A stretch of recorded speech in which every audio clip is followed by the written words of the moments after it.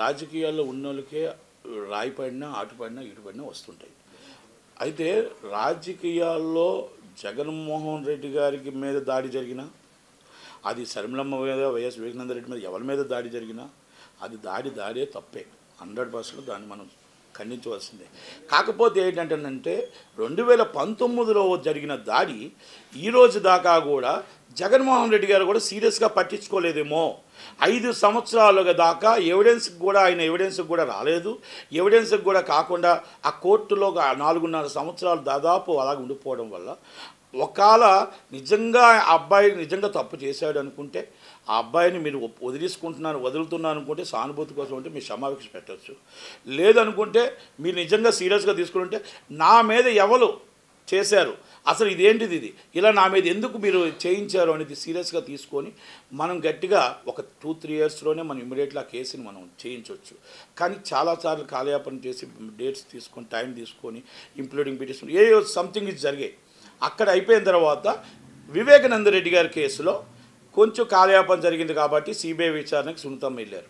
CBI విచారణ జరిగింది, Telangana court transfer చేశారు. అక్కడ కూడా ఈరోజు దాకా సొంత బాబాయ్ ఈరోజు దాకా ఎవరు చంపారో తెలియకుండా మళ్ళీ మన ఎలక్షన్లో ఆ పేరు ఎత్తి ఏమన్నారు, పైన దేవుడికి తెలుసు, నాకు తెలుసు, జనాలకు తెలుసు. జనాలకైతే ఎవరికి తెలియదు అంటున్నారు. వాళ్ళంతా మరి ఎవరికి తెలియదు, ఎవరు చేశారో తెలియదు అంటున్నారు. వాళ్ళందరూ ఏంటంటే వాళ్ళ సిస్టర్లు చెప్పడం ఏంటంటే, శర్మమ్మ గారును సునీత గారు చెప్పడం ఏంటంటే, అవినాష్ రెడ్డి గారు, భాస్కర్ రెడ్డి గారు ఇవన్నీ కూడా సిబిఐ చెప్పిన ప్రకారంగానే మేము మాట్లాడుతున్నాం తప్ప మాకు కూడా ఏమీ తెలియదు, ఆ రోజు హార్ట్ అటాక్గా ఎందుకు చిత్రకిచ్చారు అని మాట్లాడుతున్నారు. దానికి సమాధానం చెప్పలేక ఆడపిల్లలను పాపము వాళ్ళు కూడా రాజశేఖర రెడ్డి బిడ్డలే, వైఎస్ వివేకానంద రెడ్డి బిడ్డలే, వాళ్ళని కూడా అసభ్యకరంగా ఇష్టం వచ్చిన వైసీపీ వాళ్ళు చాలామంది మాట్లాడడం జరుగుతుంది. వాళ్ళ కుటుంబంలో విమలమ్మ గారు ఆమె మాట్లాడారు. ఆమె కూడా మేనత్తే, వీళ్ళకి మేనత్తే, అలాగే ఆయనకి మేనత్తే. ఆమె మాట్లాడిన మాటల్లో కూడా మరి ఒక సైడే మాట్లాడినట్టు కనబడుతుంది. వీళ్ళు ఆడపిల్లలు ఏం తప్పు మాట్లాడట్లేదమ్మా, వాళ్ళు కూడా కరెక్ట్గానే మాట్లాడుతున్నారు. వాళ్ళు అడిగింది న్యాయం అడుగుతున్నారు. మీరు ఇందాక లేదు ఇందాక చూశాను, కొంగు పట్టుకొని ఓటు అడుక్కుంటున్నారు. రాజశేఖర్ అని ఉంటే అది తగున అన్నారు. కొంగు పట్టుకొని ఓటు అడగట్లేదు, చాచి నేను నించున్నాను నాకు ఓటేయండి అని అడుగుతున్నది ఆ అమ్మాయి అడుగుతున్నప్పుడు ఆ అమ్మాయి ప్రజలను ఓటు అడుక్కుంటుందే తప్ప ఎదుటి వాళ్ళని ఎవరిని కించపరచలేదు. మీ మేనగోడలు ఎప్పుడు కూడా ఎవరిని ఎదుటి వాళ్ళని మాట్లాడలేదనేది ఒక్కటి మాత్రం తెలుసుకోగలగాలి. కనుక వాళ్ళ మీద కూడా విమలమ్మ గారిది ఒక్కసారి ఆలోచించండి, మీ అంతరాత్మకు ఆలోచించండి. చనిపోయిన మీ అన్నయ్య గారు ఎలా చనిపోయారో పని మీకు తెలిస్తే మీరైనా చెప్పండి, సిబిఐకి చెప్పండి. పని ఎవరు చంపారో బయట తిరుగుతున్నారంటే మీరు చెప్పండి పోని. కనుక ఎవరూ చెప్పకుండా ఏమీ చేయకుండా ఈ విధంగా ఉండడం అనేది ఎంతదాకా కరెక్ట్ అనేది ఒకటి. వాళ్ళ కుటుంబానికి ఈ గొడవలు అనేది ఇలా రావడం అనేది అది ఇప్పుడు ఈ రాజశేఖర రెడ్డి గారి కంటే ముందు ఇప్పుడు తర్వాత వచ్చే తప్ప రాజశేఖర రెడ్డి గారు ముందున్నప్పుడు మాత్రం అంత కుటుంబం అంతా ఒక్కటే కుటుంబమై ఉంది. అది మాత్రం నాకు బాగా తెలుసు. ఇది అంటే ఈ సానుభూతి పొందడం అనేది బాగా వర్కౌట్ అయింది, పదే రిపీట్ అవుతుంది అని అనుకోవచ్చు. ఒక్కసారి సానుభూతి వస్తుందో రెండోసారి సానుభూతి అవుతుంది. ఇప్పుడు ప్రజలు మాట్లాడుకుంటున్నారు. ప్రజలు ఏం మాట్లాడుకుంటున్నారంటే ఆ రోజు కోడికత్త కేసు అన్నారు, తర్వాత వచ్చి వివేకానంద రెడ్డి గారు అన్నారు, బాబాయ్ అన్నారు, మొత్తం టోటల్గా అన్నీ అన్నారు. ఆ రోజు సానుభూతి ఒక్క ఛాన్స్ అన్నారు. కానీ ఈసారి మళ్ళీ ఇదేంటిది, ఇది ఏంటి పాపం, ఆయనకి ఏంటి ఈ బాధ, ఆయనకే దెబ్బ తగలడం ఏంటి, ఆయనకే రావడం ఏంటి ఇవన్నీ కష్టాలను. కనుక ఇది నిజమా అబద్ధమా, పోలీసులు నిగ్గు తేల్చితే బాగుంటుంది, నిగ్గు తేల్చకుండా ఇది కూడా ఎలాగైనా నీళ్ళు కారుస్తారా అని అనుమానాలు జనాలకు ఉన్నాయి, నటుకుమార్కి లేవు. కనుక ఆ అనుమానాలు నిగ్గు తేల్చమని పోలీసు వాళ్ళని అడుగుతున్నాం. కనుక ఒక్కసారి సెంటిమెంట్ వస్తుంది, రెండోసారి సెంటిమెంట్ రాదు. ఇది కంపల్సరీ ఏదో జరిగిందనేది జనాల్లో ఊహాగానాలు ఉన్నాయి అంతే. ఇప్పుడు ఒకటండి, ఎలక్షన్ నామినేషన్ అనేది ఇంకా టైం ఉంది. ఎలక్షన్ అనేది మే 13th ఉంది. ఎప్పుడు కూడా మీ last voting is 1 hour very valuable. మీరు ఎప్పుడైనా గుర్తుపెట్టుకోండి. మనం 5 గంటల తర్వాత ఓటింగ్కి ఉన్న జనాలు కొన్ని వందల సీట్లని తారుమారు చేసే టైం ఉంటుంది. ఎందుకంటే ఆ 1 hour ఆ 1 hour చాలు.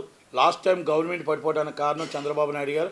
ఆ 1 hour ఓటింగే 5 గంటల నుంచి ఉన్న జనాలే మొత్తం చంద్రబాబు నాయుడు గారు డౌన్ఫాల్ అయిపోయి ఎలక్షన్స్ వాళ్ళు జగన్మోహన్ రెడ్డి గారు గెలటానికి, చంద్రబాబు నాయుడు గారు ఓడిపోవడానికి. కనుక ఎలక్షన్స్ అనేది ఇప్పుడు నువ్వా నేనా అన్నట్టే ఉన్నాయి. ఆ నువ్వా నేనా నువ్వా అన్న దాంట్లో ఉన్నాయి. రేపు ఎలక్షన్ తర్వాత నామినేషన్లు వేసి విత్డ్రాల్ 29 తర్వాత మే 1 నుంచి ఎలక్షన్స్లో నువ్వా నేనన్న ఫైట్లో నుంచి ఎవరు నెగ్గగలుగుతారు, ఎవరో తగ్గగలుగుతారు అనేది ఉంటుంది. అంతే తప్ప ఈ విధంగా ఈ రాజకీయాలు ఇది పనికిరావండి. జనాలు నేర్పులు, జనాలు తెలివొచ్చింది, జనాలుగా ఆలోచిస్తున్నారు. మే 13 ఎవరికి ఓటేయాలి, ఎవరికి ఓటేయకూడదు. ఓకే, నిజంగా మన రోడ్లు బాగున్నాయా, మన జగన్మోహన్ రెడ్డి గారికి ఓటేద్దాం. మనకు రాజధాని ఉందా, మన జగన్మోహన్ రెడ్డి గారికి ఓటేద్దాం. నిజంగా మనకు మొత్తం టోటల్గా ఈ మందుల రేట్లు ఎంత ఉన్నాయి, బియ్యం రేట్లు ఎంత ఉన్నాయి, దినుసుల రేట్లు ఎంత ఉన్నాయి, మన పప్పుల రేట్లు ఎంత ఉన్నాయి, ఉప్పుల రేట్లు ఎంత ఉన్నాయి, డీజిల్ రేట్ ఎంత ఉంది, పెట్రోల్ రేట్ ఎంత ఉంది, దాంట్లో పక్క రాష్ట్రంలో డీజిల్ రేట్ ఎంత ఉంది, మన రాష్ట్రంలో డీజిల్ రేట్ ఎంత ఉంది, అసలు ఎన్ని టోటల్గా మన డెవలపింగ్ ఎంత ఉంది, మన నిరుద్యోగ వృత్తి ఎంత ఇచ్చారు, ఎన్ని పరిశ్రమలు తీసుకొచ్చారు, ఇన్ని పరిశ్రమలకి ఎన్ని లక్షల మంది ఉద్యోగాలు ఇచ్చారు, ఎంత దాకా మనకి ఇన్కమ్ వస్తుంది, ఎన్ని లక్షల కోట్లు మనం అప్పులు అయ్యాం, పోలవరం కట్టామా కట్టలేదా, ఇలాంటివన్నీ కూడా పరిణలోకి తీసుకొని జనాలు మే 13 ఎన్ని నిజంగా కానీ చేయగలిగితే జగన్మోహన్ రెడ్డి గారికి బంపర్ మెజార్టీతో ఓటేస్తారు. ఒకవేళ నిజంగా రోడ్లు బాగులేకపోతే, నిజంగా పంచాయతీలు డెవలపింగ్ కాకపోతే, నిజంగా పరిశ్రమలు రాకపోతే జగన్మోహన్ రెడ్డి గారిని ఓడించి చంద్రబాబు నాయుడు గారికి పట్టం కడతారు, కూటమికి పట్టం కడతారు. అంతే తప్ప ఒకటి. రెండోది, ఇక్కడ జనాలు ఒకప్పుడు వేరండి, ఇప్పుడు వేరండి. నేను 138 సార్లు టింగ్ కొట్టాను, నాకు ఆల్రెడీ బటన్ నొక్కాను, నాకు 2 సార్లు బటన్ నొక్కండి అన్నారు. 100% బటన్ నొక్కడానికి మే 13వ తారీఖు జనాలు రెడీగానే ఉన్నారు. అది జగన్మోహన్ రెడ్డి గారికి బటన్ నొక్కుతారా, చంద్రబాబు నాయుడు గారి కూటమికి బటన్ నొక్కుతారా, జనాలు నిర్ణయిస్తారు. నిర్ణయితులు జనాలే. వాళ్ళ ఇంటికి కరెక్ట్గా కరెంట్ వస్తుందా, మీ ఇంటికి కరెంట్ వచ్చి కరెక్ట్గా కరెంటు బిల్లు లాస్ట్ టైంలో 100 రూపాయలు ఉందా, ఈరోజు 500 రూపాయలు ఉందా, 24 గంటలు రైతులకు కరెంట్ ఇస్తున్నామా, మోటార్లు బిగించేటప్పుడు ఏడీలు ఏఈలు లంచం తీసుకోకుండా మమ్మల్ని ఇబ్బంది పెట్టకుండా ఉన్నారా, అలాంటివన్నీ కూడా ఉన్నాయి. రైతు నిజంగా బాగా ఉన్నాడా, రైతుకు గిట్టుబాటు ధర వస్తుందా, రైతును మనం కాపాడుకున్నామా, 24 గంటలు కరెంటు స్వచ్ఛందంగా వచ్చి నీళ్ళు కానీ అన్నింటిలో కూడా స్వచ్ఛందంగా ఉన్నాయా, ఆంధ్రప్రదేశ్లో ఎన్ని సస్యామలంగా ఉండగలిగితే మన నిరుద్యోగ 13 లక్షల కోట్లు వచ్చింది ఎక్కడ పెట్టారు, ఆ 13 లక్షల కోట్లు ఎన్ని పరిశ్రమలు పెడుతున్నారు, ఇవన్నీ ఎన్ని లక్షల ఉద్యోగాలు ఇచ్చాము, ఇవన్నీ నిజంగా ఉద్యోగాలు వచ్చేవాళ్ళు కానీ వీళ్ళు కానీ వాళ్ళందరూ జగన్మోహన్ రెడ్డి గారికి ఓటేస్తారు. అవి నిజంగా రాకపోతే ప్రతిపక్షానికి ఓటేస్తారు.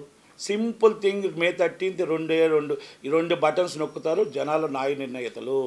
ఆ జనాలను మనం ఎవరో మార్చలేము. మనం ఎన్ని మసిమూసి మారకాయలు చేసినా, ఎన్ని ఇలాంటి గాడిడీలు చేసినా మనం మార్చలేము అనేది మాత్రం మన వాస్తవం.